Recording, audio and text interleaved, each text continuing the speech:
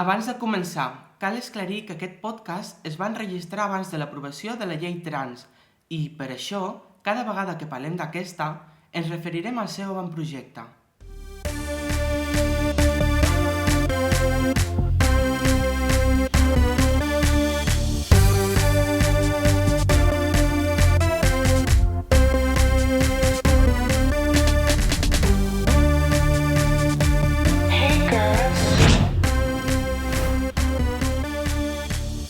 Oli, molt bones i benvolguts a Trans Saludable, un podcast amb alma.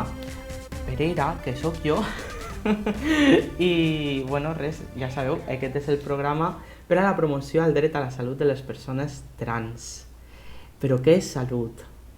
Què és salut? Perquè salut, bueno, ja ho sabem, l'Organització Mundial de la Salut ens diu que salut no és només l'absència de malestar físic. Salut és tot un compendi sociocultural, bueno, que tenir salut és tenir treball, tenir salut és tenir per menjar, tenir salut és tenir dret a un habitatge digne. Todas estas cosas que la Constitución nos dice que no, después no se cumplen. I avui, Lletra Saludable, pues anem a portar una dosis de treball sexual i persones trans. I, bueno, per tractar aquest tema tan superguai, tan meravellós i tan interessant, tenim una persona molt guai, molt meravellosa i molt interessant, que és la Mari Carmen Free. Hola, Mari Carmen. Qué bien.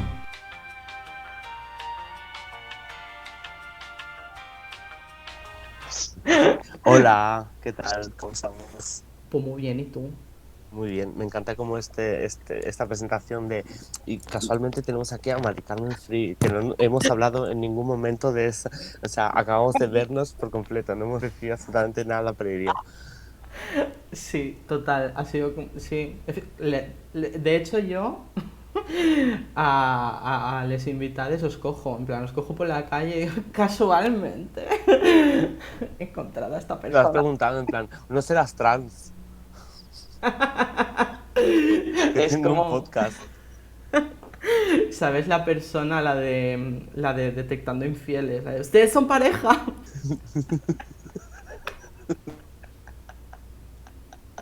Uy, Literalmente igual, en plan... me ha cogido así, me ha dicho, ¿eres trans? Y digo, sí, me dice, ¿puedo mirarte el móvil? Y yo así como, uy, me encanta este programa. Así ha sido. Despótica. Pues hola, ¿qué tal? ¿Cómo estás?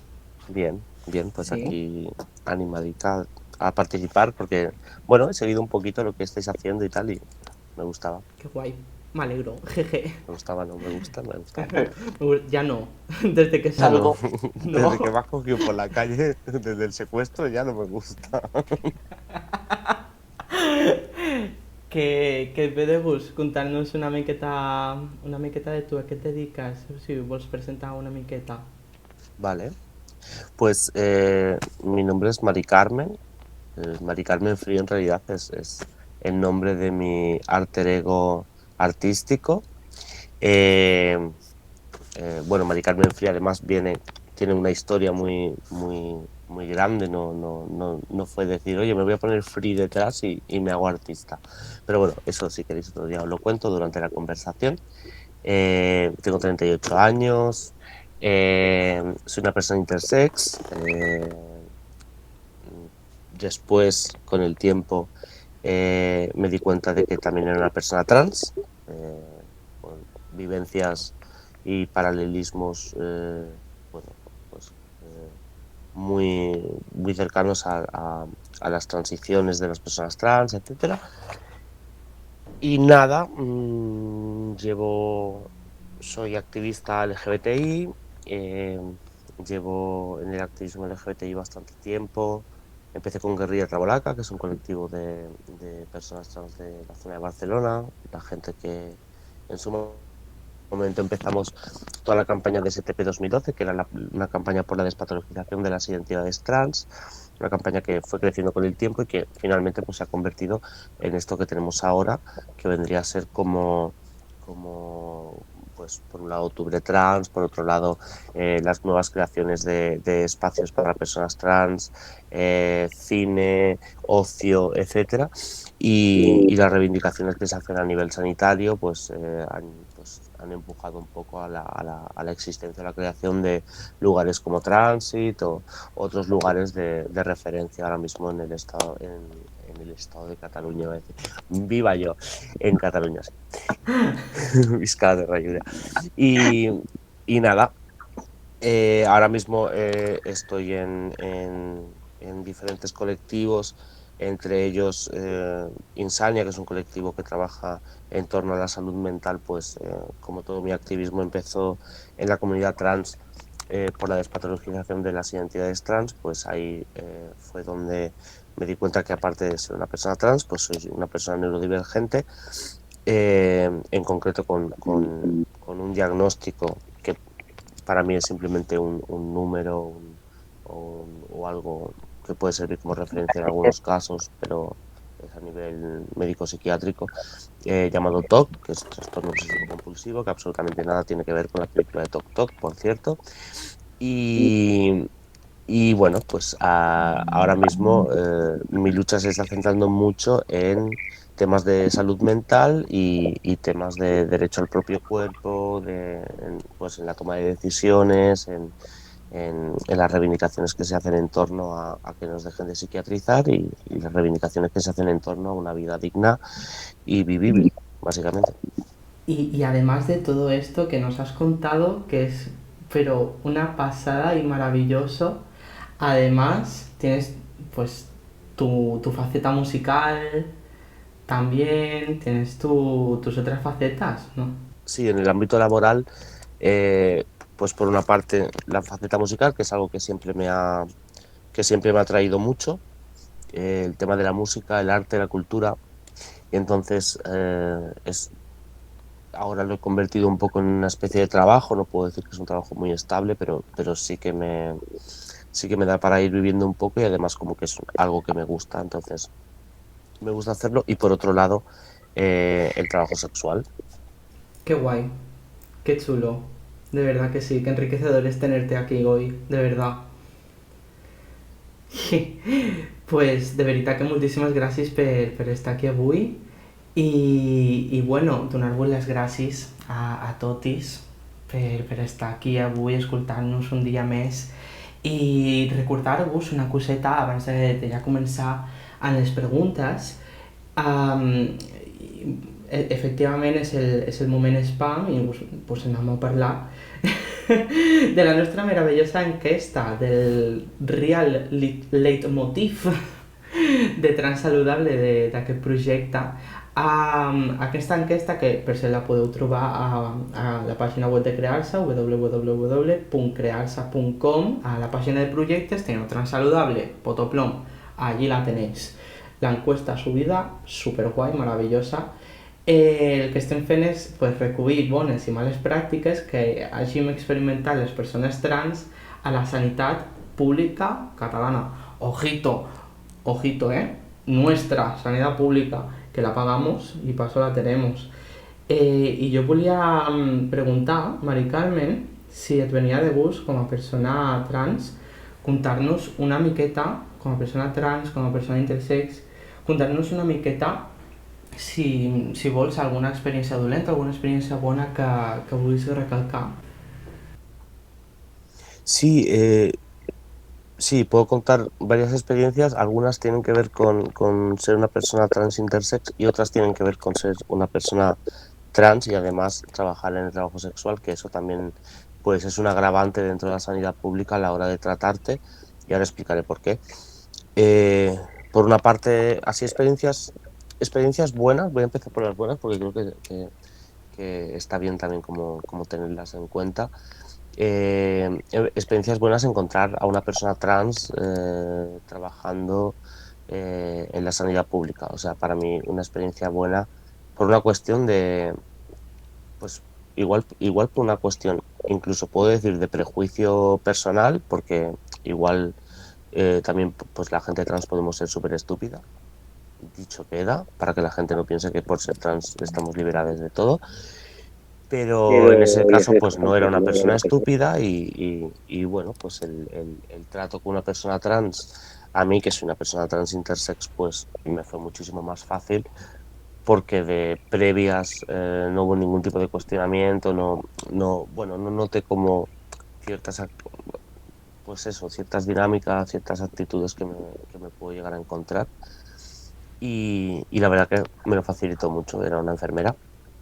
Eh, y cosas positivas pues me voy encontrando de vez en cuando, pero también tengo que decir que muy pocas, porque a veces pienso que alabar las cosas positivas que pasan en la sanidad pública cuando es un servicio público, donde la gente que trabaja ahí cobra, tiene unos protocolos de actuación, etcétera, o sea, aplaudir que estén haciendo el trabajo por el que están cobrando, pues finalmente pues es como decirle a un camarero que ha hecho bien el café. Cada vez que hace bien un café, tener que aplaudirles, como bueno, pues igual no hace falta, o sea, ha hecho bien el café, volveré, no ha hecho bien el café, pues igual no vuelvo, ¿no? El problema para mí dentro de la sanidad pública es cuando las experiencias o las dinámicas de la sanidad pública son negativas, ¿no? Ahí es cuando justamente es por algo por lo que no cobran, por hacerlo mal o por tener ciertas prácticas, y ahí es que donde pienso que hay que recalcar un poco para que deje de pasar, ¿no? Esa sería la reivindicación real, ¿no? O por lo menos el centro o el eje de la reivindicación tendría que residir ahí, ¿no?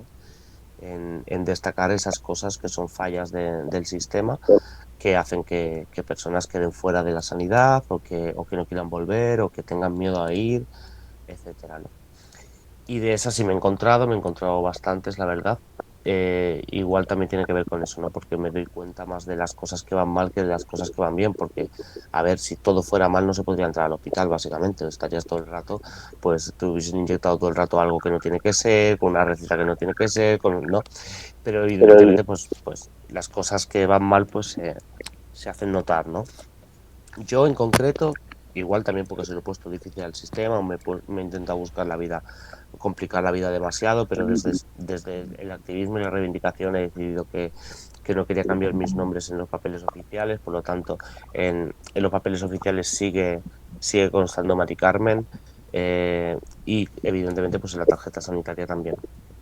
El hecho de que conste Mari Carmen la tarjeta sanitaria, pues desde que entras ya y te acercas al mostrador, pues ya te encuentras muchas veces con situaciones complejas, ¿no? En ese sentido.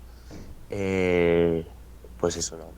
Desde personas que te atienden pensando que vienes a acompañar a una tercera persona, personas que cuando ya les dices que no vienes a acompañar a una tercera persona, te empiezan a hacer preguntas muy incómodas, porque consta Mari Carmen aquí, te has equivocado de tarjeta, cuando ya le explicas que no te has equivocado de tarjeta, te dicen pues que tienes una tarjeta de alguien y que eso es ilegal. Bueno, o sea, solo de entrada ya muchas veces te encuentras estas situaciones que creo que tendrían que ser como ya súper evidentes de que yo no quiero ir con la tarjeta de absolutamente nadie eh, a pedir una asistencia sanitaria y en caso de que alguien vaya con la tarjeta de otra persona seguramente sea por un conflicto de pues esta ley de extranjería tan bárbara o otras cuestiones. O sea que creo que aún así el derecho a la sanidad tiene que ser universal, por lo tanto no hay que negarle la sanidad a nadie y creo que es obvio que no hace falta preguntar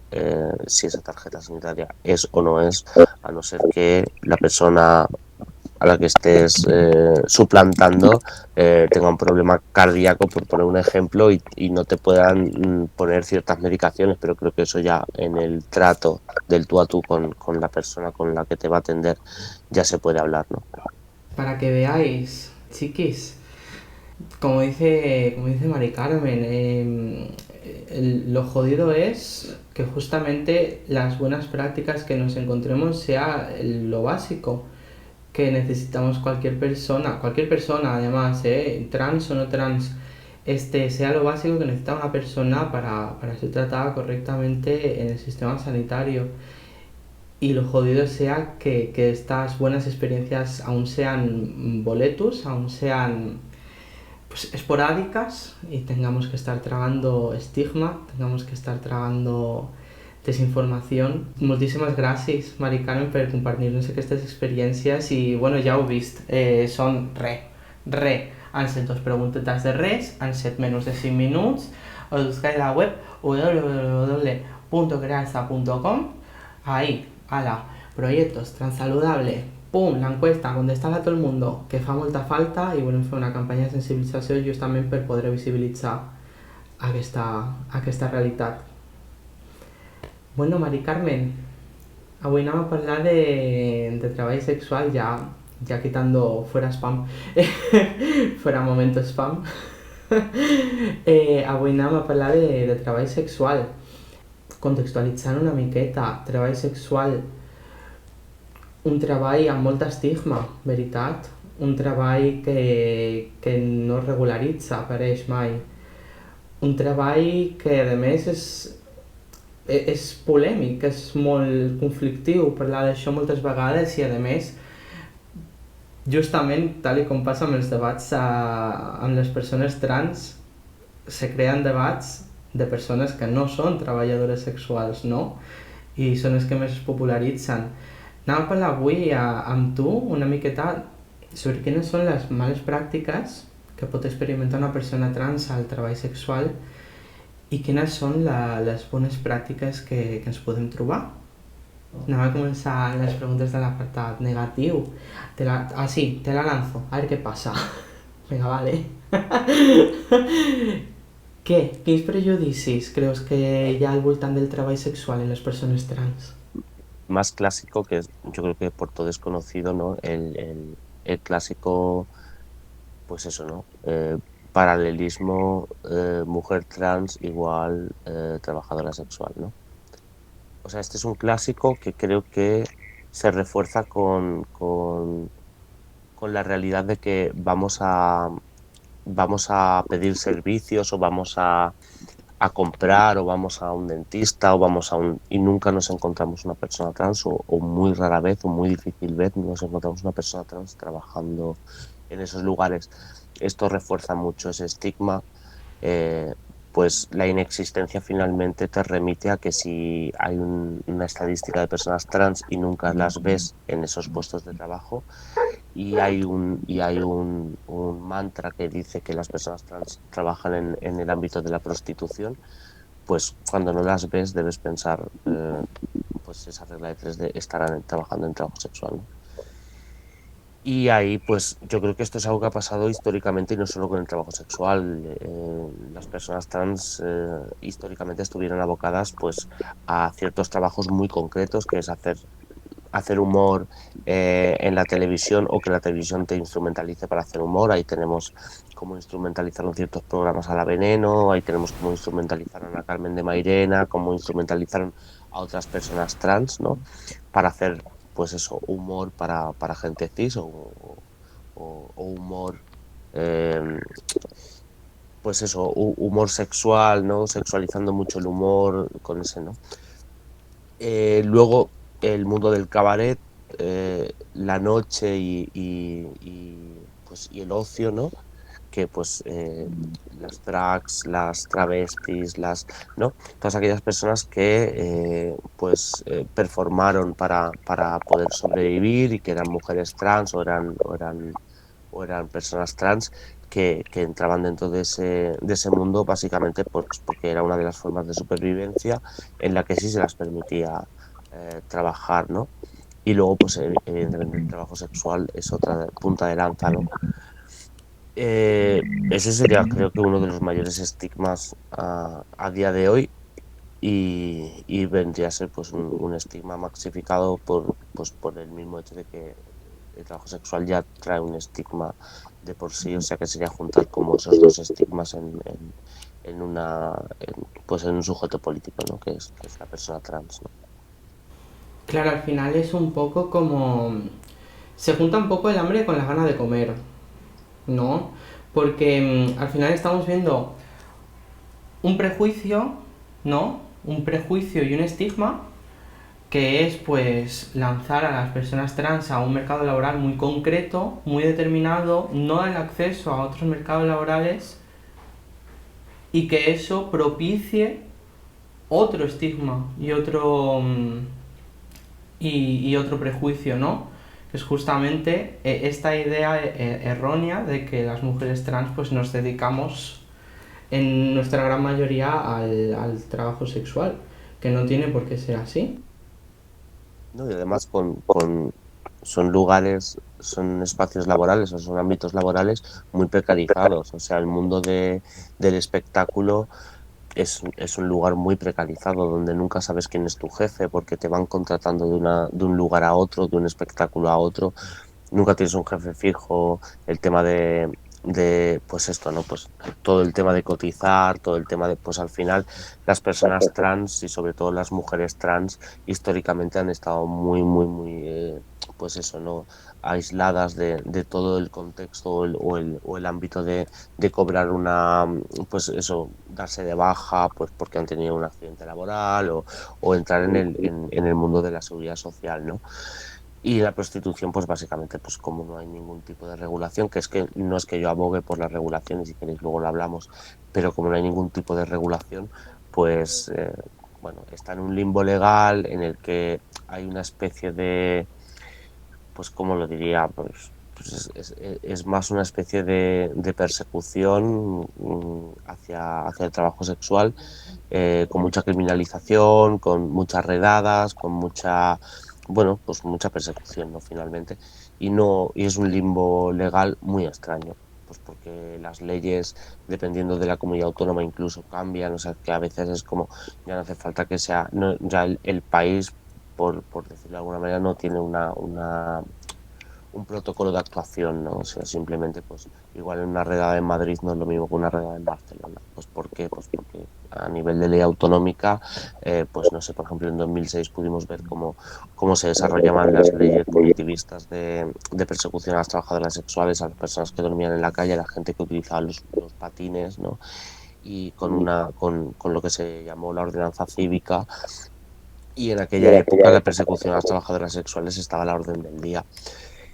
¿Qué hacía eso? ¿Qué potenciaba eso? Pues que las trabajadoras sexuales, y me voy a centrar ahora, por ejemplo, en la zona del Raval, que es un lugar donde yo viví y ejercí en la calle, pues las trabajadoras sexuales no podían salir a la calle tranquilamente, pues porque en cualquier momento que se parasen a hablar con un hombre, ya podía ser el panadero, ya podía ser su compañero de piso, ya podía ser el vecino, ya teníamos un policía ahí intentándole poner una multa por pedir servicios sexuales en el ámbito público porque tú no dejabas de ser puta, o sea, eras puta 24/7. Y ahí teníamos un problema, que era el hecho de que las putas también cojan el metro, las putas también entran en bares sin intenciones de captar clientela, las putas también van a comprar el pan, las putas, o sea, quiero decir, podríamos decir, y tirándonos como al radicalismo más extremo, que son casi humanas, ¿no?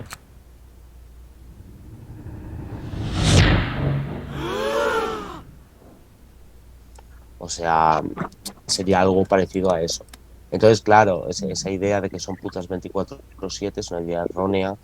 Esa idea o sea, esa idea no se despliega solo en el ámbito público, sino en el ámbito privado también, en las relaciones sexoafectivas.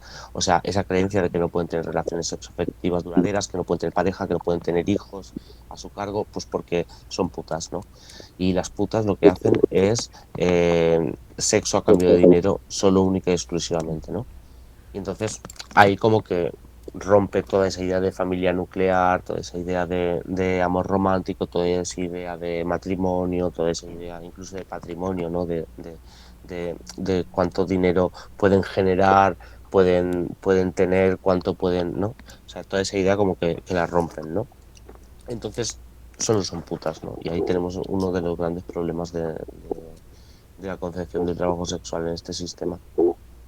No, y además de que justamente por lo que dices, yo estaba pensando que aparte de que aparte, aparte de que hay un discurso fuerte eh, sobre pues lo que estabas diciendo, sobre si sobre que realmente pues las personas que se dedican a la prostitución son seres humanos y no están considerados como tal, ni por leyes ni por una cuestión social. Además, me ha venido a la mente ahora, ¿no? También como la prostitución se asocia mucho a la feminidad y justamente a esta cuestión que decías tú, ¿no? Es una mujer que tiene que estar al servicio de los hombres que la van a contratar, porque aquí no hay contratos. Eh, no sé si me estoy explayando, se me, se me estoy explayando, si estoy desarrollando bien la idea y tal. Pero me da un poco a entender eso, ¿no? Como que hay todo un bagaje, como dices tú, sociocultural, que nos ha llevado pues a pensar estas coses. T'anava a preguntar una altra coseta, parlant de tot això justament, suposa el treball sexual un factor més de risc per a la vida d'una persona trans i, bueno, de qualsevol persona en general? Es que me atrevería a decir que no por una cuestión de la sociedad en la que vivimos, o sea, por una cuestión de que, pues no sé, por poner un ejemplo, cuando nos lanzamos a una relación sexoafectiva, romántica, incluso no romántica, eh, creo que los pactos no están muy claros y, y esa falta de pactos muchas veces lleva a que pasen ciertas situaciones que no esperabas o que no era lo que esperabas, quitando y dejando a un lado todo lo que tiene que ver con abusos y extralimitaciones, ¿no? Eh, pero cuando entras en una relación sexoafectiva no sientas a la persona delante y, no, y yo abogo porque eso empieza a pasar, o sea, no sientas a la persona delante y le empiezas a decir, tú qué buscas, yo qué busco, tú quién eres realmente, yo quién soy realmente, eh, cuál es, en qué contexto, qué va a ser de todo esto, que tú te dejas llevar por, alguna gente lo llama mariposas en el estómago, otra gente lo llama, bueno, cada persona lo llama de una manera, pero finalmente esos pactos no existen, no es como en el trabajo sexual, que existen unos pactos, mi servicio es este, por esto y este dinero. Eh, Centrándolo en trabajo sexual, ¿vale? Porque, claro, o sea, aquí y siempre parece como que este es otro hándicap de las personas que nos dedicamos al trabajo sexual, siempre tenemos que estar explicando que el trabajo sexual y la trata no tienen absolutamente nada que ver. Una cosa es trata, ¿vale? Donde entra explotación sexual forzada y bajo coacciones, explotación sexual forzada sin coacciones, es explotación sexual bajo amenazas, bajo, ¿vale? Entra también el tráfico de seres humanos, el tráfico de seres humanos vendría a estar muy complementado y además reforzado por las leyes de extranjería o las leyes punitivistas que hacen que personas entren en redes de tráfico de seres humanos y trata para conseguir cruzar las fronteras del país y ir al país donde quieren ir. Esto no le pasa a los turistas de Estados Unidos, esto le pasa a las personas que son migrantes y que son racializadas y esto es algo que, bueno, lo podemos ver sobre todo en la zona de Europa, ¿no? O sea, como intraeuropeamente pues se mueve todo de una manera, pero cuando son personas extracomunitarias o de fuera de Europa, nos encontramos con situaciones muy graves, ¿no? En las que las personas saben dónde van a ir, saben dónde van a llegar, saben qué van a tener que hacer y aún así muchas de ellas deciden hacer eso por cruzar una frontera. Ahí tendríamos que poner un foco porque que alguien esté predispuesta a hacer ciertas prácticas, incluso fuera de lo sexual, ¿eh? Estoy hablando de gente que cuida ancianos en casas de catalanas burguesas, ¿no? También, y esto pasa muchísimo, o gente que acaba trabajando limpiando casas 24/7 o incluso que acaban de interinas, ¿no? O sea, estas cosas están pasando y no solo están pasando en el trabajo sexual, sino que están pasando en muchos ámbitos laborales, ¿no? Que necesitamos cubrir siempre con personas que están por muchísima necesidad predispuestas a hacer trabajos que aquí no querríamos hacer, ¿no? Esto lo hemos podido ver durante el COVID con las personas que están trabajando en la fruta, la verdura, o sea, cómo nos llegaba la comida, pero como a la vez el discurso rancio y racista y xenófobo de este país seguía creciendo exponencialmente, incluso hasta que un partido de extrema derecha, abiertamente de extrema derecha, que te dice la cara, puede llegar al Congreso, ¿no? O sea, tenemos un problema social que no pasa por si yo cobro por el sexo, pasa por todo lo que condiciona a que yo me vea abogada a tener que estar en un trabajo asalariado, sea el que sea, a cambio de unas miserias y con, bueno, pues con la vida tan cara que tenemos, con cómo ha subido eh, pues eso, ¿no? El pan, o sea, yéndonos a lo más bajo, ¿no? La bombona de butano, etcétera, etcétera, ¿no? O sea, tenemos un problema social que, que es impulsor de que exista el trabajo asalariado, de que existan las explotaciones de todo tipo y que atraviesa evidentemente el trabajo sexual igual que atraviesa cualquier otro trabajo. O sea que las violencias, que era la pregunta inicial, se dan en todos los ámbitos laborales y, y evidentemente en mayor o menor medida, pero tenemos a personas que se ven de interinas en casas sufriendo abusos sexuales muchas veces y esto es algo que ya se ha denunciado muchísimas veces por parte de las personas que las han contratado y nadie ha hecho una campaña en contra de las personas interinas. No ha habido un movimiento de masas que se ponga en contra de las personas interinas del trabajo, no de ellas, ¿no?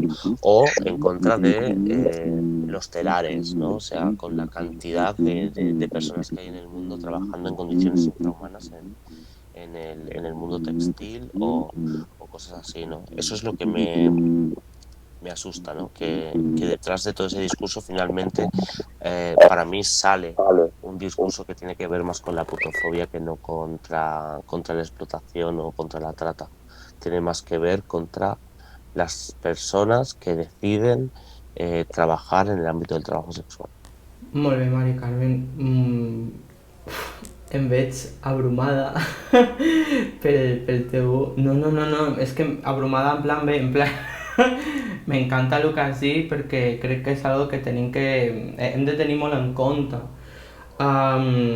Justament que la discriminació sempre és interseccional i que la discriminació sempre travessa diversos focus socials, culturals, etc. i que no s'arriba del no res a quelcom. I justament el que dius, no? Per què se li està donant tant de focus perquè se li ha donat tant de focus a la política, per exemple, del treball sexual i no a les discriminacions que pot patir una persona interina o que pot patir pues, una persona que es dedica, per exemple, a ser secretària d'un jefe que li està abusant sexualment o que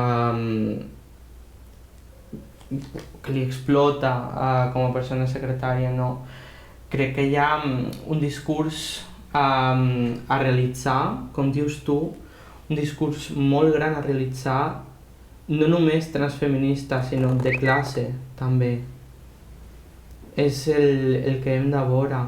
I parlant des de la intersecció, a mi m'agradaria, si te sents a ple, si te sents a gust, la pregunta m'agradaria saber si hi ha alguna experiència discriminatòria que tu hagis sentit dintre del treball sexual. Ja et dic, si et sents a gust, contant-nos i justament com bé deies, des de la interseccionalitat i des del que et vingui de gust contar-nos perquè és el que et deia abans. Necessitem que persones que es dediquen al treball sexual parlin de lo que és el treball sexual i des de la seva experiència, no? I que no ens venguin altres persones que no s'hi han dedicat a contar-nos sobre aquestes coses. Claro, yo creo que cuando vamos a hablar más de lo personal, o sea, cuando vamos a hablar como un poco eh, del contexto, de lo que es el trabajo sexual, ¿no? de esa forma de politizarlo para poder encontrar sentido a las reivindicaciones, a las demandas que hacemos desde el trabajo sexual, creo que cualquier trabajadora sexual que esté mínimamente concienciada con las posturas de liberación del trabajo sexual y de las personas que ejercen el trabajo sexual, tiene una potestad muy alta de hablar. Cuando es más personal, yo creo que invito como mucho a la gente a que no solo escuchen mi experiencia, que es algo muy personal, sino que escuchen muchas experiencias, porque claro, o sea, yo trabajo en un ámbito muy concreto, pero tengo compañeras que trabajan en el mundo de la webcamer, tengo compañeras que trabajan en barra americana, tengo compañeras que trabajan de masajistas eróticas, compañeras que hacen acompañamientos eróticos, compañeras que trabajan en revistas porno, compañeras que trabajan en el porno, compañeras que trabajan de strippers, compañeras que trabajan bueno, hay muchas formas de trabajo sexual. De hecho, creo que dentro del trabajo sexual aún no nos aclaramos de dónde tenemos que poner el límite. Eh, Porque, bueno, trabajan directamente con su cuerpo y con su sexualidad. Y, y bueno, pues mi experiencia es una muy concreta, pues yo trabajo en dos ámbitos muy concretos. Por un lado, trabajo en el mundo de la prostitución eh, ofertando BDSM, o sea, prácticas de BDSM. Y por otro lado, y contra todo pronóstico, creo, porque la gente a veces dice, hostia, que dos mundos tan diferenciados en el ámbito de la asistencia sexual, ¿vale? Asistencia sexual para personas con diversidad funcional física, psíquica, sensorial o intelectual. Y en un ámbito, el del BDSM, pues trabajo sobre todo en mi piso personal, poniendo anuncios en internet, etcétera, y algunas veces he hecho calle. Haciendo calle es totalmente diferente a buscando, captando los clientes por internet. Y de ahí lo que sí tengo que decir es que como trabajo en el mundo del BDSM, sí que me he encontrado discriminaciones, pues creo que muy clásicas, podría decir, como esa idea de trabajar en el mundo del BDSM, trabaja en la prostitución ofertando BDSM, por lo tanto, su vida sexual es X, ¿no? Y mi vida sexual no es mi trabajo es mi trabajo. De ahí yo saco una economía.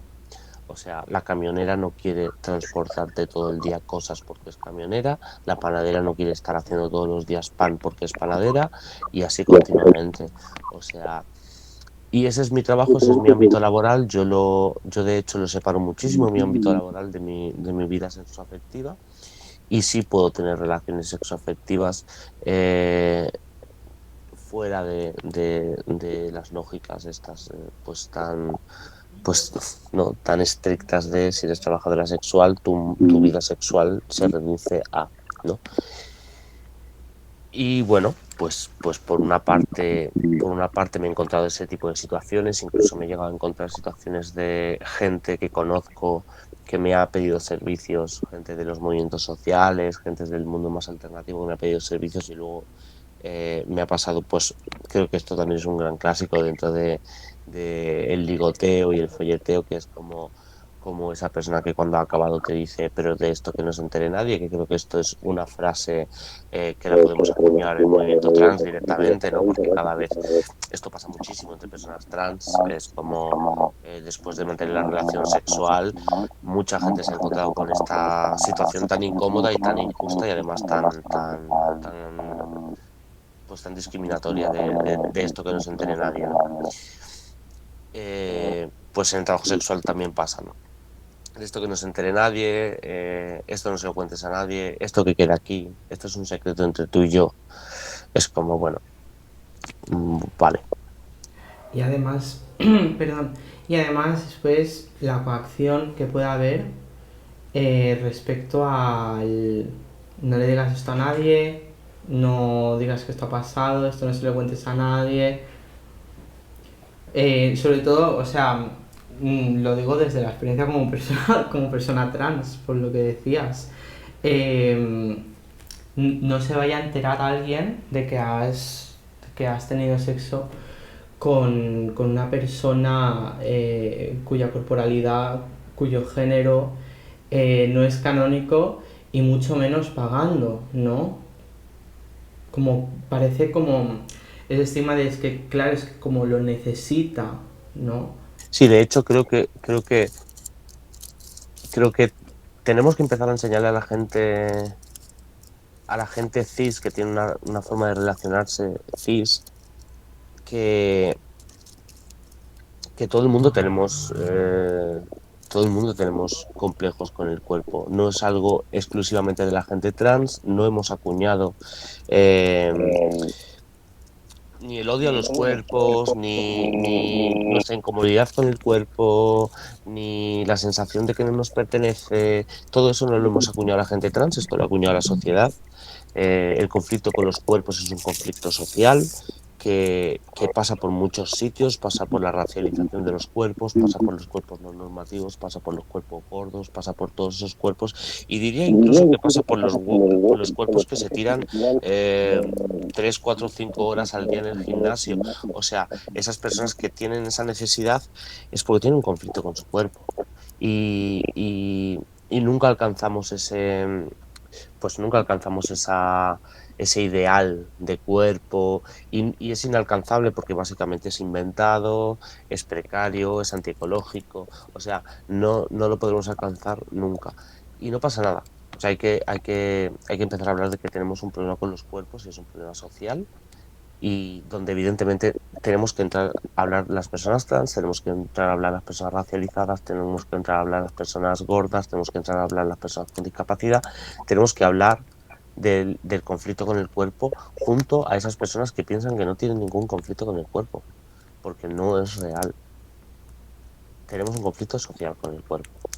Y no es una casualidad que mi amiga la gorda, la trans, la discapacitada o la tal no liguen igual que liga cualquier otra persona en la fiesta. Tenemos un conflicto muy grande con los cuerpos. Y esto tenemos que empezar a hablarlo abiertamente. Y creo que es personalmente, creo que es ¿cómo decirlo? Realmente es el gran reto del transfeminismo, es hacerle entender a la gente que no solamente estamos luchando para la liberación y para recoger legalmente y normalizar socialmente, etc., a las personas trans, ¿no? O sea, lo que necesitamos que la gente entienda es que nuestra lucha es interseccional y que como interseccional que es, no luchamos solamente para la liberación de los cuerpos de las personas trans, luchamos por la liberación de ese estigma social hacia las corporalidades, por un lado, después, ¿no? Sin entrar en todas las otras cuestiones que hay.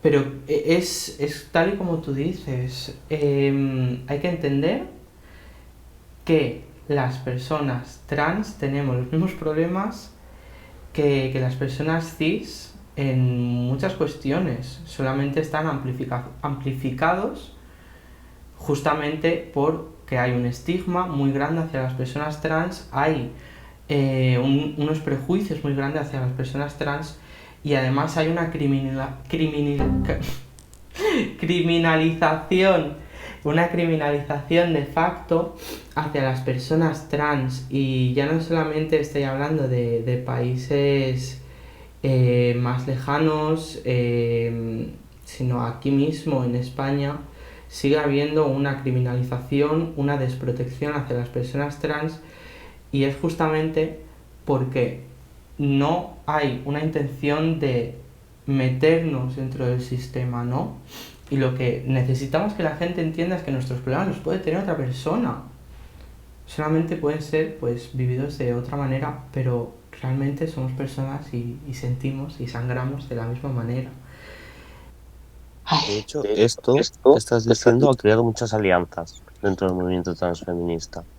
total. Creo que el movimiento transfeminista ha crecido también en base a que a que hemos entendido que la identidad es algo tan transversal como la etnia, la raza, el idioma, la edad, etcétera.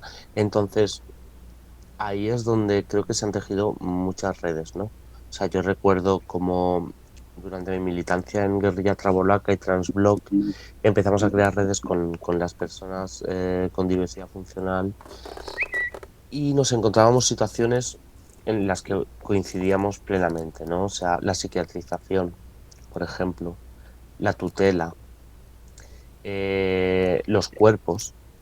finalmente ese cuerpo no deseable, ese cuerpo monstruoso, ese cuerpo criminalizado, ese cuerpo sujeto de experimentación, de análisis, de autopsia, ¿no? Ese lugar en el que entrabas en un quirófano y si tenías algo que se salía un poco de la normalidad establecida, de repente te veías un montón de estudiantes de ginecología o de psiquiatría o de ahí como observándote como sujeto de estudio, ¿no? Y eso es algo que hemos compartido con las comunidades con diversidad funcional durante muchísimo tiempo y si no llegamos a poner el foco transfeminista, no nos hubiésemos dado cuenta. Y entonces, una vez puesto ese foco, nos hemos dado cuenta de que el sistema normativo sí tiene unas prácticas hacia con las personas trans que son comunes hacia otras corporalidades y otras personas y otras identidades. Y ahí es donde hemos dicho, tenemos que trabajarlo para cambiarlo desde ahí, ¿no? Desde la resistencia, desde ese lugar de no quiero seguir estas pautas, no quiero entrar en este sistema médico-psiquiátrico, no voy a pasar por ese aro, ¿no? Yo creo que eso es la transversalidad del movimiento transfeminista y para mí ha sido súper enriquecedor, hasta el punto de conocer a personas. Yo cuando no tenía con quién hablar sobre intersexualidad, recuerdo que mis conversaciones giraban en torno pues a esas vivencias, pero con personas con diversidad funcional y en muchas ocasiones hablábamos de cosas muy parecidas, ¿no? Esa experiencia que contaba antes del sujeto de estudio, ese sujeto de estudio lo he vivido yo y lo han vivido muchas personas con diversidad funcional y hemos podido hablar abiertamente de cuántas veces nos hemos encontrado en un quirófano o en un médico que ha llamado a estudiantes para que nos vean como si fuésemos nada, o sea, estábamos ahí en pelotas y nos estaban viendo pues porque necesitaban estudiarnos y era como, joder, pero nadie me ha preguntado nada, no he dado mi consentimiento para que me vea tanta gente en pelotas. Bueno, pues eso me ha llevado a estar más tranqui en ese espacio y a luego conocer gente intersex con la que he podido hablar directamente de eso, pero mis primeros referentes fueron de personas con diversidad funcional. És que el que hem de fer al final és pinya, no? Hem de fer pinya, hem de fer pinya i hem d'anar amb força perquè si no malamente. Hem de tenir la capacitat de fer pinya a totes aquestes realitats que interseccionen en l'operació d'un sistema cis heteropatriarcal de pell blanca i classe alta. I per cert, parlant de bones pràctiques, anava passant les preguntes de bones pràctiques. Te pregunto así, flash, te la lanzo. A ver què passa. Quins són els avantatges del treball sexual en comparació amb qualsevol altre tipus de feina? ¿Qué crees? O sea, quiero decir, primero, sin ánimo de romantizar el trabajo sexual, quiero dejar clarísimo que el trabajo sexual es una mierda de trabajo igual que cualquier otro trabajo asalariado en el que, evidentemente, como cualquier otro trabajo asalariado, nos vemos en la obligación de trabajar para sobrevivir en un sistema capitalista. Y esto, para mí, es una base fundamental a la hora de hablar de trabajo sexual porque, primero, porque las personas que ejercemos el trabajo sexual tenemos como prohibido moralmente hablar sobre ¿no? El lado oculto del trabajo sexual, el que no nos apetezca trabajar ese día, el que nos haya tocado un cliente de mierda, el que, ¿no? Te lo tenemos como prohibidísimo porque como está el gran fantasma, estigma de la trata, él no lo haces voluntariamente, él te ves abocado a hacer algo tan indecente, tan amoral, ¿no? Pues siempre tenemos como que estar contando las partes bonitas y a mí personalmente, que soy una de las personas que quiero romper con esa idea y poder hablar del trabajo sexual con sus pros y sus contras, pues evidentemente me gusta decir eso antes de empezar a responder a esta pregunta que me has hecho, que son las ventajas del trabajo sexual. Las ventajas del trabajo sexual para mí personalmente es que se rompe ese intermediario que vendría a ser el patrón, el jefe, la empresa, no, se rompe y pasas a ser tu propia jefa, tu propia empresaria, tu propia, ¿vale? Decides pues dónde, cuándo, cómo, en qué condiciones, qué días quieres ir a trabajar, qué días no quieres ir a trabajar. Esos son pros, contras son que no tienes seguridad social, que no entras dentro de las estadísticas, muchas veces no entras dentro ni de las estadísticas de violencia. O sea, muchas trabajadoras sexuales que han denunciado haber sufrido violencia por parte de sus clientes o incluso violaciones, se las ha menospreciado por el hecho de estar trabajando en el ámbito del trabajo sexual, porque entendían que si ese es tu trabajo, pues no era tan grave como si te lo hubiese pasado dentro pues, de un contexto de fiesta en el que, ¿no? Sin, sin trivializar el contexto de fiesta, sino que a la hora porque también la gente que en un contexto de fiesta se encuentra con este tipo de situaciones, se encuentra con situaciones muy incómodas a la hora de ir a explicarlo a comisaría, juzgados, etcétera, ¿eh? O sea que esto es una práctica común que le pasa a todo el mundo. Pero cuando ya piensan que además trabajas en el trabajo sexual, como que le quitan esa importancia o ese contenido, eso, de abuso, eh, pues porque es que como nunca lo llegaré a entender, nunca le llegaré a poner palabras. Pero pasa, que pasa. Los pros, pues yo personalmente me da una independencia que no la había tenido hasta ahora y no la he tenido en ningún otro trabajo. Esa independencia no solo pasa por esas tomas de decisiones, sino que eh, mi jefe me marca cuánto voy a cobrar, o el salario mínimo interprofesional me marca cuánto voy a cobrar, aunque luego mi jefe me intenta pagar lo mínimo posible por mi trabajo, que vendría a ser más o menos lo mismo, lo marca mi jefe. Y luego, pues en el trabajo sexual yo pongo mis precios y no hay como esta competencia desleal no se nota tanto dentro del trabajo sexual porque no nos ponemos a cuestionar habitualmente las trabajadoras sexuales cuánto cobra una y cuánto cobra otra. No es algo muy habitual y cuando pasa en contextos más despolitizados o en contextos de mucha más precariedad, ¿no?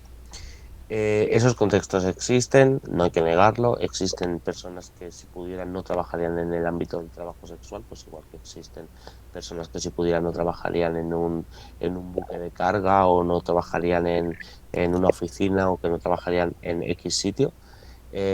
Muchas veces por cuestiones morales, otras por cuestiones económicas, otras veces por cuestiones de precariedad y otras veces por cuestiones de sociales, ¿no? De cómo te lee el tejido social o tu tejido social más cercano, incluso la gente en general, ¿no?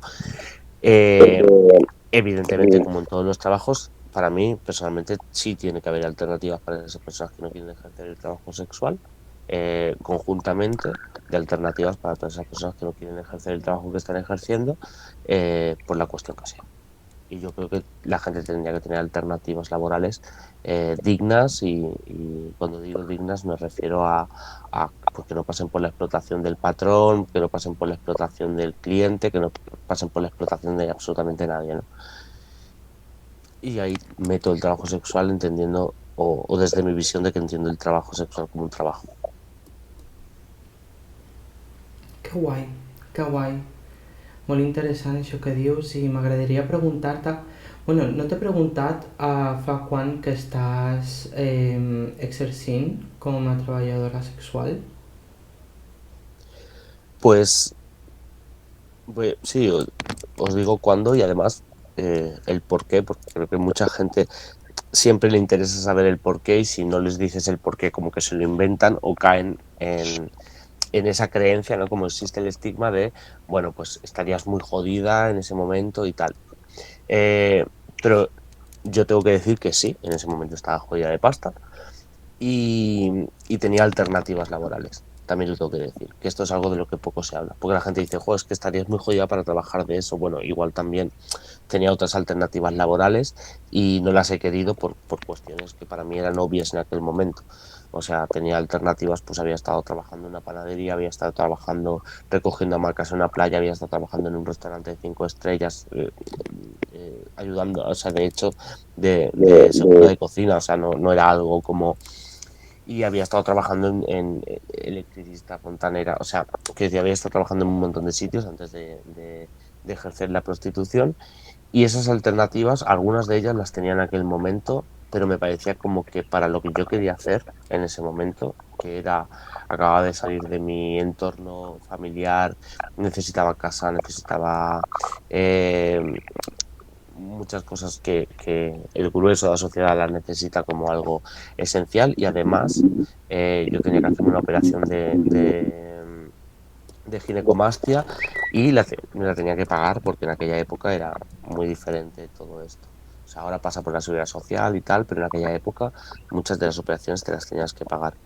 Eh, las hormonas no eran gratuitas, o sea, no eran gratuitas, quiero decir, no las cubría la seguridad social, bueno, había muchas cosas.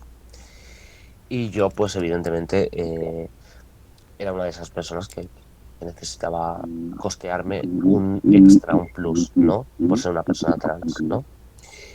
Y bueno, me fui a vivir a Palma de Mallorca a los 18 años aproximadamente.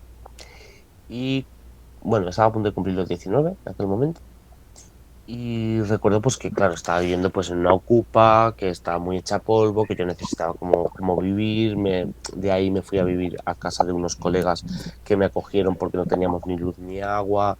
Entonces me fui a vivir a casa de estos colegas que sí que tenían luz y agua y estaban alquilando. Y yo pues quería aportar en ese alquiler, aunque era una casa súper guay, pues que éramos muy comuna y siempre estábamos conjuntamente haciendo cosas y tal, pero yo quería aportar y además quería como pagarme mis operaciones y poder tener un alquiler y ciertas cosas en las que yo creía en aquel momento también, ¿no? Y bueno, pues justamente donde me fui a vivir fue en bueno, me fui a vivir muy cerca de lo que, si hay alguien de Mallorca que escucha esto, de lo que es el Parc de la Mar, que es justo detrás tiene la Catedral de Mallorca. Y por la parte de atrás de la catedral había ejercicio de trabajo sexual. Y yo recuerdo que justo delante de mi calle había una parada de autobús donde las trabajadoras sexuales se juntaban a cada rato y siempre había una o dos y a veces como que se juntaban ahí 20 30, o sea, como que estaban ahí como todas porque alguna traía un termo de café o la otra traía no sé qué, entonces como que se juntaban todas ahí pues a tomarse el cafelito, a charlar, a hablar de la noche, pues, de sus cosas, pues como haríamos en cualquier otro contexto, pero de fiesta o de estando en, no sé, en la sala de espera de no sé dónde, pues hablando de nuestras cosas. Y ellas se juntaban ahí. Y recuerdo que una vez,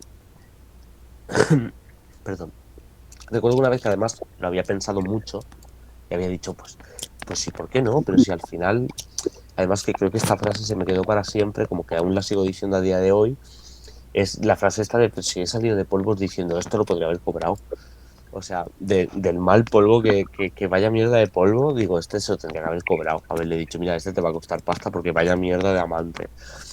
Y, y me dije, hostia, y si me gusta el sexo y me gusta practicarlo y además necesito dinero, ¿por qué no, no? Y como no tenía ningún tipo de prejuicio con eso y además no me suponía a grandes rasgos algo que chocase directamente con mi moral, porque yo ya me había metido mucho en el tema de la liberación sexual, de reivindicar mi identidad, ¿no?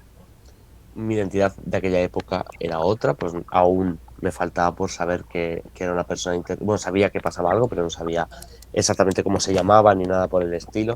Entonces, bueno, un día bajé y me eché a la calle, como quien dice, y me eché a la calle pensando que eso iba a ser, venga, va, esto me pongo aquí en la esquinica, no sé qué. Lo de la esquina es como muy metafórico, pero porque yo no me puse en una esquina, pero como la esquina y la puta, ¿no? Eso es como el clásico este, la esquina y la puta, cuando muchas veces no estamos en esquinas. Pero bueno, me puse ahí en un rinconcito tal, y de repente me vino una trabajadora sexual que no la olvidaré nunca, se llamaba Amanda, y, y me enganchó y me dijo, ¿qué haces aquí? Y le dije, mira, pues que necesito dinero y me voy a poner a trabajar aquí. Y me dijo, pero así, ¿has estado trabajando antes alguna vez o algo? Y yo, no, nunca. Y dice, ven para acá, ven para acá. Y yo pensaba, vamos, que me iban a liar la del 15. No, no, me sentó en aquella parada de autobús y me empezó a decir, mira, tienes que tener cuidado con esto, con esto y con esto. En aquella zona no vayas porque hay no sé qué, aquello no sé. Y empezó como a explicarme, ¿no? Pues que estaban los pajilleros, que eran como los tíos que iban a dar vueltas por ahí para ver si conseguían sexo gratis, entonces iban todo el rato con la picha afuera, porque, no, los pajilleros eran los que iban buscando que tú tuvieses algún cliente, os metieseis en algún sitio a practicar y ellos estar ahí escondidos pajeando. O sea, imagínate los niveles de, de creep, todo. Y luego estaban los pajilleros top 10, ¿no? Que eran los pajilleros top, que eran los pajilleros que, pues por el hecho de tener un pene más grande, se pensaban que íbamos a caer rendidas a sus pies y se la íbamos a chupar gratis, entonces iban con el pene fuera, empalmado todo el rato para ver si... Y entonces era como, yo pensaba muchas veces, digo, esto no fue porque ya les debe haber funcionado alguna vez o porque ellos creen en su imaginario que esto es una realidad que nos vamos a tirar a sus pies, ¿no? Entonces ella me iba explicando las dos cosas muchas veces también. Y ella me iba explicando, pues ten cuidado con este tipo Lo de... segundo, decía. ¿El qué? Decía lo segundo. Sí, Sobre lo el... segundo, bueno, es que claro, en su imaginario vete tú a saber lo que pasa, ¿no? Pero sí, ella me iba explicando un poco, pues ten cuidado con esto, no te subas nunca en un coche de un cliente desconocido, a no ser que hayas tenido mucha confianza con ese cliente y veas que es una persona de confianza. Me empezó a explicar un montón de cosas. Ese día no trabajé porque estuve con ella, además creo que ella tampoco trabajó, que eso fue algo que me hizo pensar, joder, esta tía está aquí 1 hora y media, 2 explicándome todo esto y luego me presenta a 2 o 3 compañeras y se empieza a decir, me lo cuidáis, me lo cuidáis, porque esta persona acaba de llegar, no, o sea, como que enseguida, como que me intentó cuidar un montón y que no me pasara nada y que fuese lo más fácil posible para que no cayese yo en cosas que ya habrían caído ellas, ¿no? En que un cliente se intenta ir sin pagar y te dice que si no va a llamar a la policía, porque además otros clientes la hacían, ¿no? Porque como estabas en una situación tan precaria a nivel pues que te reconocieran tu trabajo y que reconocieran que te pueden pasar cosas que pasan en el ámbito laboral, ¿no? Entonces, bueno, me explico un montón de cosas y al día siguiente, ese día no trabajé con ningún cliente, al día siguiente sí trabajé con mi primer cliente y era un tipo súper asustado porque decía que había pasado muchas veces, lo había intentado muchas veces, siempre se había parado pero nunca había pedido un servicio sexual y ese era su primer servicio sexual. Esto es lo que él me contó, yo no sé si era verdad o no, pero le vi súper asustado y, y al final lo único que hizo fue como o sea, tocarme todo el rato así como por encima de la ropa mientras él se masturbaba y cada vez que yo hacía algún gesto o me movía o cualquier cosa, paraba enseguida y me decía, bien, todo bien, ¿puedo seguir? No puedo no, estaba como asustadísimo. Eh, no es o sea, no es el clásico cliente, tampoco voy a decir que es el clásico cliente, hay clientes de todo tipo y hay clientes así, hay clientes capullos, hay clientes que quieren hablar contigo, hay clientes que se te echan a llorar, hay clientes que necesitan expresar que les gusta hacer CD o que no, o sea, mil cosas, te puedes encontrar mil cosas. Eh, esta idea del cliente que, que busca meterla a correrse e irse es una idea muy residual. Existen, sí, es muy residual. Normalmente tienes más poder que el cliente. Normalmente, no siempre. Lo primero que quiero decir antes de continuar es que le mandamos aquí ahora un abrazo enorme a Amanda. Amanda, amor, Amor, te queremos un montón, de verdad que sí. Eh, y creo que como que no se ve estas cuestiones de las que hablas.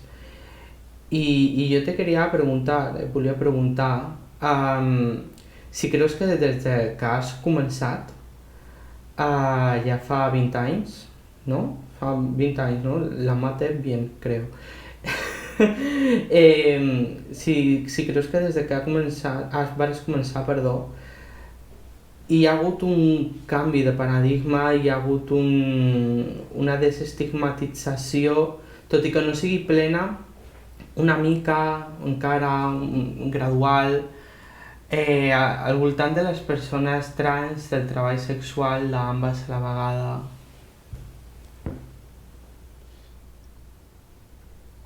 Sí, sí, ha habido cambios. Ha habido cambios. O sea, las personas. Y yo creo que esos cambios no han ido tanto ligados a la desestigmatización del trabajo sexual, sino más al empoderamiento de las personas trans. O sea, las personas trans se han atrevido a salir de una forma muy diferente de los armarios, a romperlos, a quemarlos incluso. No hay más personas trans que antes, hay más personas que se hacen visiblemente trans, o sea, que salen como personas visibles. Esta idea de que hay más personas trans que antes es una idea, bueno, pues yo creo que más enfocada a discursos TERF y a discursos de extrema derecha, que les conviene decir esto. Y hay un empoderamiento mayor de las personas trans. Y yo creo que este empoderamiento ha venido muy de la mano del movimiento feminista, ha venido muy de la mano del movimiento transfeminista también, ha venido muy de la mano de los movimientos de liberación sexual, ha venido muy de la mano de la comunidad LGBTI, ¿no? Yo creo que esto han sido grandes avances, pero tengo que decir, y si no me ahogo por dentro, que el movimiento trans ha conseguido eh, coger su espacio y plantarse en las calles y hacer su propia manifestación, sus propias reivindicaciones, empezar a que los tejidos sociales empiecen a tener muchas personas trans y sean las personas decisorias de las reivindicaciones. Y yo creo que todo esto ha sido un vuelco de paradigma que evidentemente ha influenciado en el trabajo sexual porque ha influenciado en todos los ámbitos de la vida de las personas trans, ¿no? Eso quiere decir que estamos en el apocalipsis trans, que ha muerto toda la gente cis y que ahora solo existe gente trans manejando el mundo. No, esto quiere decir que hay muchísima violencia hacia las personas trans, que hay mucha discriminación hacia las personas trans, que hay mucha persecución hacia las personas trans y que las personas trans de hoy en día han encontrado vocabulario para ponerle nombre a violencias que han sufrido durante siglos, han encontrado estrategias, han encontrado organizaciones, han encontrado formas de organizarse para combatirlas y que esto, evidentemente, ha hecho que las cosas cambien y que las cosas cambien no siempre quiere decir que ya estemos en el limbo. Quiere decir que ahora, por lo menos, tenemos redes de apoyo mutuo, tenemos organizaciones y reivindicaciones comunes y propias, que esto era lo que nos faltaba en el movimiento LGBTI, que la T y la I tuviésemos una importancia que se había comido la G históricamente y es el hecho de tener reivindicaciones propias y personales ha hecho que cambie en el ámbito del trabajo sexual, ¿no? Evidentemente. ¿Y cómo ha hecho que cambie en el ámbito del trabajo sexual? Que vendría a ser una de las dos vertientes de la pregunta, es como, pues ahora las personas trans se atreven a ir a otros trabajos cuando no quieren ejercer el trabajo sexual, a decir que tienen derechos a trabajar, derecho a trabajar en ese lugar. ¿Quiere decir que le vayan a dar el trabajo? No, quiere decir que lo que antes no nos atrevimos a hacer, ahora nos atrevemos a hacerlo mucho más. Que es ir y decir, yo tengo derecho a trabajar de esto. Yo he estudiado para esto y quiero trabajar de esto. Este es mi trabajo. Y no hay ninguna ley, ni ética, ni moral, ni mucho menos judicial, que me impida a trabajar en ese trabajo, ¿no? Y entonces el conseguir este vocabulario nos ha dado herramientas para enfrentarnos a la hora de acercarnos al mundo laboral. ¿Qué falta por romper? Que el mundo laboral entienda que las personas trans estamos igual de cualificadas que cualquier ser humano, porque como he dicho antes, somos casi seres humanos, para trabajar en cualquier ámbito, ¿no? Y eso ya es una cuestión social del imaginario colectivo. Y ese imaginario colectivo se tiene que romper con ayuda no solo de las personas trans, sino de todas esas personas que creen que las personas trans tenemos que estar integradas en el mundo laboral, ¿no? Total, dejamos ahí el reto a conseguir como sociedad. I ja anem a acabar per aquí el capítol d'avui de Transsaludable, un podcast amb Alma Pereira, que sóc jo. Me encanta que soy yo. Sí, es verdad, en plan... Irreal. Ha set un gustazo tenir-te aquí, Mari Carmen, de veritat que sí, ha set una xerrada fantàstica d'una persona fantàstica. Bueno, fantástica no, que yo también soy muy asquerosa cuando quiero. Bueno, pero está muy guay. Lo estaba dejando bonito, Mari Carmen, por favor. Ale, soy una persona maravillosa. Soy un ser de luz. No tengo errores. No tengo errores. Los errores me tienen a mí. Ha set fantàstic, Mari Carmen, de veritat que sí, moltíssimes gràcies per venir. Moltíssimes gràcies a totis per estar escoltant-nos. I, bueno, dos cosetes, ¿vale? Abans de despedir-nos, la primera, en recordeu-vos de fer l'enquesta, la meravellosa enquesta, fantàstica enquesta. Esta sí és fantàstica, flawless. Que la teniu a la pàgina web a www.crearsa.com, a l'apartat de projectes, Transsaludable. Bueno, ja ho heu vist abans, han set menys de 5 minuts, les preguntetes de res, pim pam pum, ala. I a col·laborar a una campanya de sensibilització per poder visibilitzar quina és la nostra realitat. I abans de la segona cosa et volia preguntar una cosa, Mari Carmen. Quina és la teva fruita favorita? Hostia. Es que no, o sea, la tengo ya, o sea, me la has dicho y he dicho. Mira, mi fruta favorita es la sandía. No sé si es una fruta todavía. Sí, Sé, sí, yo ¿no? creo que sí. Yo creo que La sandía. también. Tengo un problema con la sandía. O sea, he pasado de mi fruta favorita a tengo un problema con la sandía. Sí. Oye, mi extraña adicción. Puedo ir a mi extraña adicción. Puedo ir a mi extraña adicción con una sandía así debajo del brazo. Hola, buenas. Había un caso de caso cerrado, pero lo voy a dejar ahí porque Porque todos los casos de casos cerrados son un caso de casos cerrados, además. Vaya casos. yo no lo voy a contar porque no es family friendly, pero bueno, coged, buscáis caso cerrado sandía o melón, no me acuerdo si era una sandía, pero no me acuerdo si lo ponían como sandía o como melón. Se enamoró de la sandía. Sí, con todo lo que conlleva, en plan, todo. Vale. Luego Sí. lo destripa, ¿no? El caso cerrado. Todo Sí, y al melón también lo destripa. Qué grande. Pues nada. Pues Oye, nada. yo quería daros las gracias porque, claro, o sea, a mí me hizo mucha gracia porque además te conocí primero por redes sociales, luego viniste a una charla que daba yo y luego te dije, oye, me encanta lo que haces con lo de Transsaludable y ahora de repente me estás entrevistando, o sea que para mí sí, mi fruta favorita es la sandía, pero de hecho esto me está encantando, o sea que me esté pasando. Y te lo digo de verdad porque es lo que normalmente se tiene que decir en un programa cuando alguien te entrevista, en plan, uy, qué maravilloso, aunque te estén entrevistando del hormiguero, que es como, a ver, chiqui, esto no puede ser maravilloso nunca en la vida. Ya, Total. Pero en este caso, la verdad es que me hace mucha ilu porque justamente cuando lo vi me gustó mucho y dije, joder, qué guay esto, no sé qué. Entonces ahora saber que voy a salir es como, wow, qué guay, qué guay. O sea que os lo agradezco mucho. A ti, a todo el equipo de producción, maquillaje, atrecho, todo. se me llena el corazón de que me digas esto, te lo digo de verdad.